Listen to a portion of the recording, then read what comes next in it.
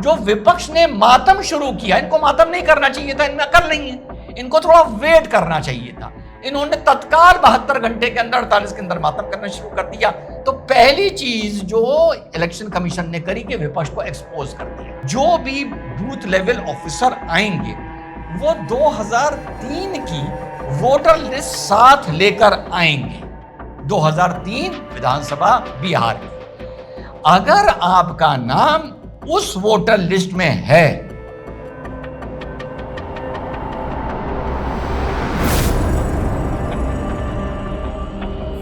Hello नमस्कार सत श्री अकाल अस्सलाम वालेकुम, कैसे हैं जनाब। तो इलेक्शन कमीशन ने कर दिया खेल, विपक्ष की नाक में डाल दी नकेल। इतने दिल से आप सुन रहे होंगे ना, महाराष्ट्र को लेके भी सुन रहे होंगे कि साहब जो इलेक्शन प्रोसेस होता है वो तो लोकतंत्र की धड़कन है, वो तो लोकतंत्र की पहचान है। और अगर इलेक्शन साफ तरह नहीं होंगे, ट्रांसपेरेंसी से नहीं होंगे, अगर इलेक्टोरल लिस्ट बिल्कुल सही नहीं बनेगी तो लोकतंत्र खतरे में पड़ जाएगा, लोकतंत्र के इंस्टीट्यूशंस खतरे में पड़ जाएंगे, देश खतरे में पड़ जाएगा, संविधान खतरे में पड़ जाएगा, वगैरह वगैरह, ये सब आप सुन रहे होंगे ना। तो इलेक्शन कमीशन ने कहा चलो भैया ऐसा है कि हम तुम्हारी सारी शिकायतें एक झटके में दूर कर देते हैं, बिहार से शुरू करते हैं, उसके बाद पूरी देश में ये सर्वे होगा। क्या क्या दिक्कतें आएंगी ये संक्षेप में आगे इस पर भी बात करेंगे। तो उन्होंने कहा साहब ऐसा है, स्पेशल इंटेंसिव सर्वे SIR सर हम वो लॉन्च कर देते हैं बिहार में। एक हो गया स्पेशल इंटेंसिव सर्वे और एक हो गया समरी रिवीजन और एक हो गया स्पेशल इंटेंसिव रिवीजन। जो समरी रिवीजन होता है वो यूं समझ लीजिए कि इलेक्टोरल लिस्ट में एक संशोधन होता है, अमेंडमेंट्स होते हैं, किसी के नाम बढ़ाए जाते हैं, किसी के नाम घटाए जाते हैं, जो चले गए हैं या जिनकी डेथ हो गई है। ये तो रेगुलर होता रहता है। पहले ये साल जब चुनाव आते थे तभी होता था, लेकिन अब हालिया वर्षों में ये पूरे साल चलता रहता है। यही कारण है कि स्पेशल इंटेंसिव रिवीजन की जरूरत कुछ वर्षों में नहीं पड़ी।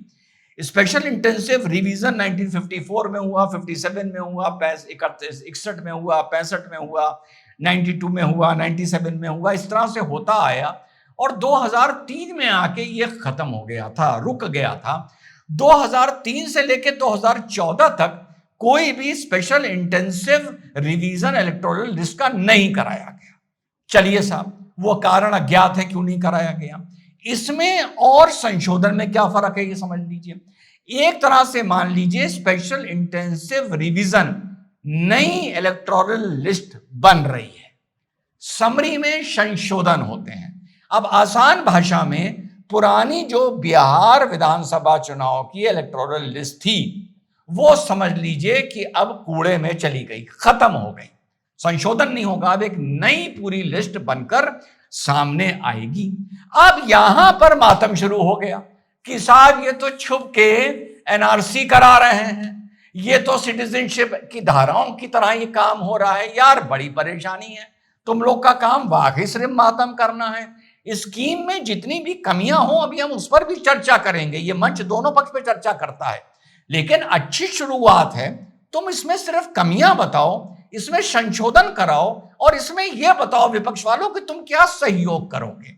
कोई भी स्कीम 100% कामयाब नहीं होती। मैं कहता हूं यह स्कीम आज से 4 महीने बाद 40% भी कामयाब हो जाए तो कम से कम वो 40% के अंदर जितने घुसपैठी और चोर हैं कम से कम वो पकड़ लिए जाएंगे, बाकी 60 का नंबर धीरे धीरे बाद में लगेगा। भाई आपका जब आधार कार्ड बन रहा था वो भी धीरे धीरे बना ना, जब वोटर आई कार्ड बन रहा था धीरे धीरे बना ना, जब आपकी ऑनलाइन पेमेंट की रिवायत आई नोटबंदी के बाद तो वो भी धीरे धीरे आई ना। तो ये शुरुआत अच्छी है, कम से कम इतना बोलो, मातम क्यों कर रहे हो। तुम्हारा मातम करना विपक्ष का ये दिखाता है कि तुम्हारी दुखती रग पर ईसी ने हाथ रख दिया इलेक्शन कमीशन ने, और इसीलिए तुम छटपटा रहे हो। तो अब साहब जो स्पेशल इंटेंसिव रीजन है इसमें 3 कैटेगरियां इन्होंने निकाल कर दी है। पहले तो इसने भी मातम शुरू कर दिया है, ठीक है ना, ये भी धीरे धीरे अपनी औकात दिखा देगा। अभी बहुत देशभक्त बना घूम रहा था ना, चुनाव ये होने चाहिए, वो होने चाहिए, देश पहले है, ये भी अपनी औकात दिखाएगा धीरे धीरे। तो साहब इसमें 3 तरह से इन्होंने एक वोटर को डीमार्क किया है।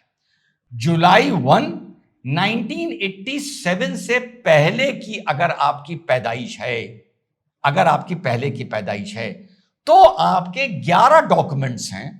आपको एक सेल्फ डिक्लेरेशन देना होगा और साथ में आपको अपना डेट ऑफ बर्थ और प्लेस ऑफ बर्थ के डॉक्यूमेंट देने होंगे।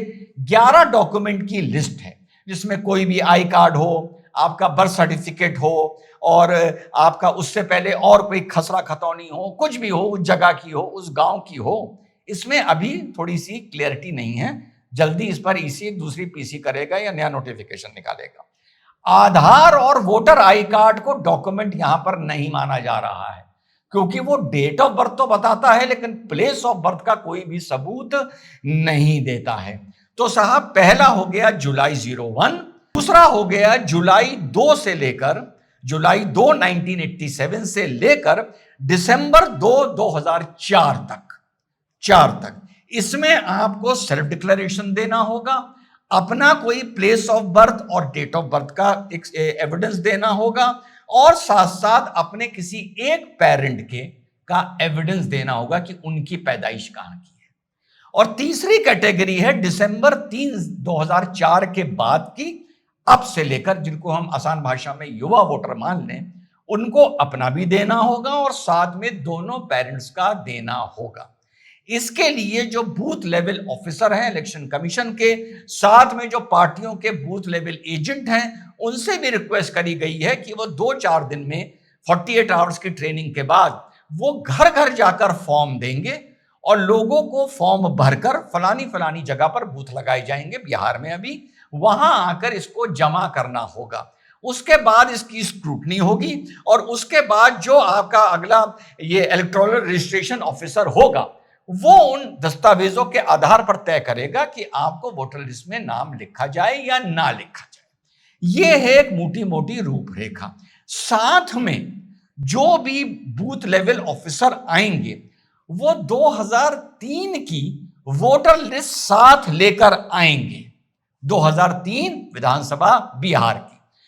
अगर आपका नाम उस वोटर लिस्ट में है, हमने कहा भाई हमारा हुआ करता था, ढूंढा एड्रेस मिल गया, हमारा नाम भी मिल गया 2003 में, तो हमें, यानी आज से 22 साल पहले की लिस्ट में, तो हमें कोई भी डॉक्यूमेंट नहीं देना होगा, सिर्फ एक सेल्फ डिक्लेरेशन कि यह मैं यहां का सिटीजन हूं, और साथ में वो जो पेज है उसके जैसे कोडिंग होती है वोटर लिस्ट में, वो उस फॉर्म में डाल दी जाएगी और उसका उस पर काउंटर सिग्नेचर हो जाएगा और एक कॉपी आपको मिल जाएगी। यह मोटा मोटा एक प्रोसेस साथियों बनाया गया है। अब इसमें क्या परेशानी आएगी?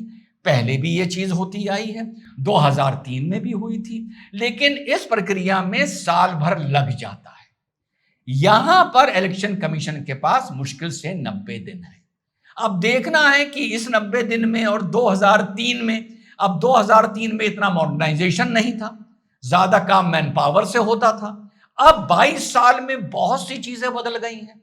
हो सकता है इस कम समय के मारे कोई परेशानी आए, पूरी चीज पूरी ना हो पाए, डॉक्यूमेंट ढूंढने में लोगों को परेशानी हो, सब चीज हो सकती है, लेकिन मॉडर्नाइजेशन के आधार पर कुछ काम तेज भी हो सकता है।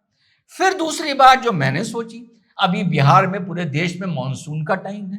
बिहार एक फ्लड अफेक्टेड रीजन में आता है।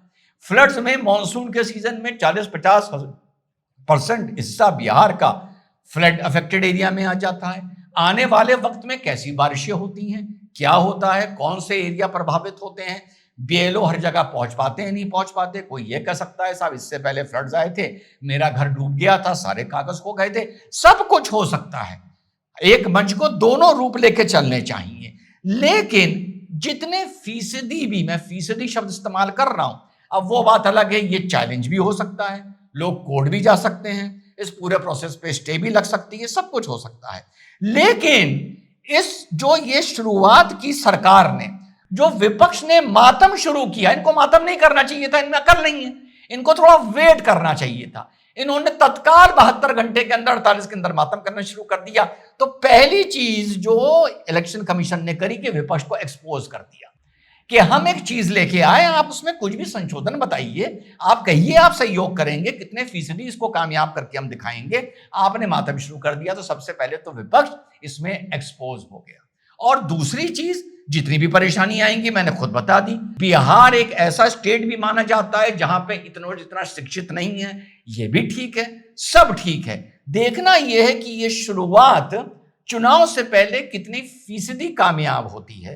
पहली चीज, जितनी भी होगी कम से कम एक इसमें एक सर्वे हो जाएगा, एक क्रॉस सेक्शन सामने आ जाएगा कि किस किस क्षेत्र में बिहार के डॉक्यूमेंट्स कम मिले, किन किन जाति बिरादरी समुदाय के कम मिले, अधिकतर कहां गड़बड़ पाई गई।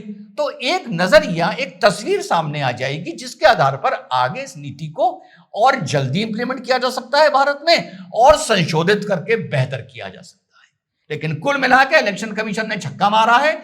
महाराष्ट्र को लेकर जो मातम हो रहा था, लिस्ट कैसी है, लिस्ट कैसी है, लिस्ट में इतने नाम कैसे आ गए, वगैरह वगैरह, वो सब लोग 48 घंटे में ये नोटिफिकेशन आने के बाद कम से कम एक्सपोज हो चुके हैं। सरकार कितना कामयाब होती है, रिजवान अहमद ये मंच पे कोई कमेंट नहीं करेगा।